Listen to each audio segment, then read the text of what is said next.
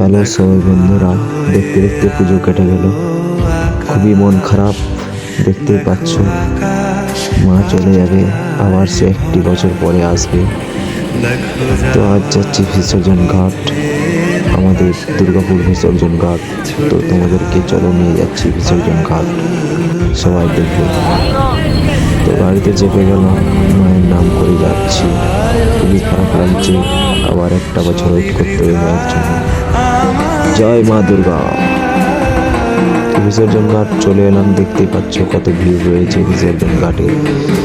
তো কত মূর্তি এনেছে, তো আমাদের লাইনটা একটু পরে আছে, তো তার জন্য তোমাদেরকে বিসর্জন ঘাটের ভিড়টা দেখে দিচ্ছি কেমন। এইটা তো দেখো, দেখতেই পাচ্ছ কত সুন্দর বিসর্জন ঘাটের লাইনটা আছে।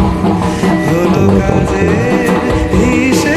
তো ঢাক বাজছে এক সাইডে, ঠাকুর বিসর্জন হচ্ছে এক সাইডে।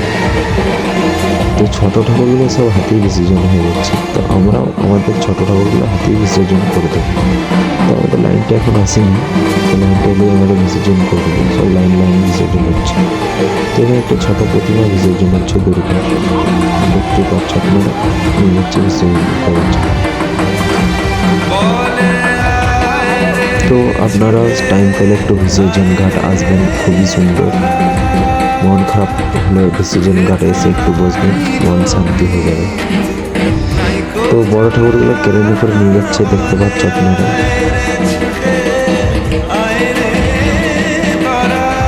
এই ছোট ঠাকুরগুলো আমরা হাতে করে নিয়ে চলে না, তো এগুলো আমরা বিসর্জন করবো এখন, দেখতে পাচ্ছ।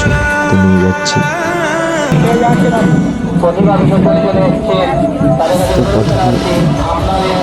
মা লক্ষ্মীকে বিসর্জন করব, তারপর